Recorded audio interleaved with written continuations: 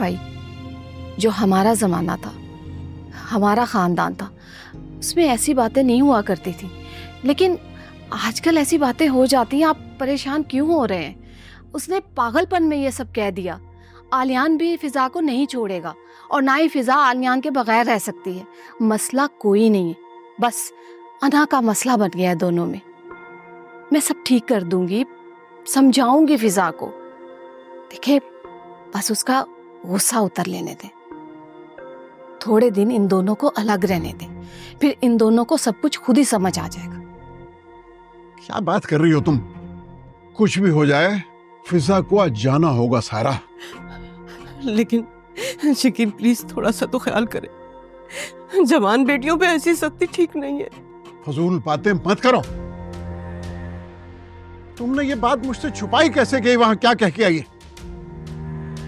और मैं नहीं जानता कि आलियान का रिएक्शन क्या हुआ वो इस बात पे।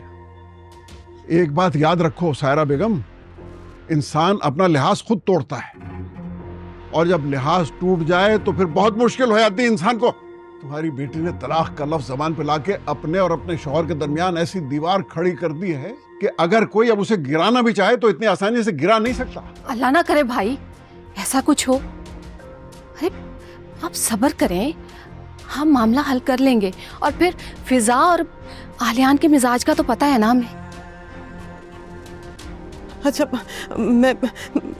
मैं समझाऊंगी ना उसे। जी, मैं समझा दूंगी। अरे चुप रहो, तुम क्या समझाओगी?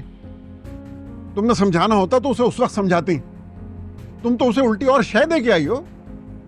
भाई मैं समझाऊंगी, आप भाभी को ना कहें, मेरी बात पर तो एतबार करें।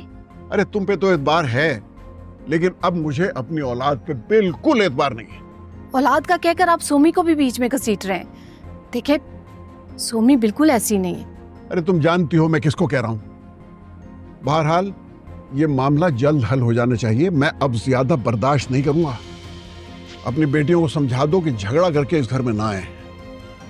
मेरे दरवाजे हमेशा उनके लिए बंद रहेंगे और मैं ये बात कभी बर्दाश्त नहीं करूंगा।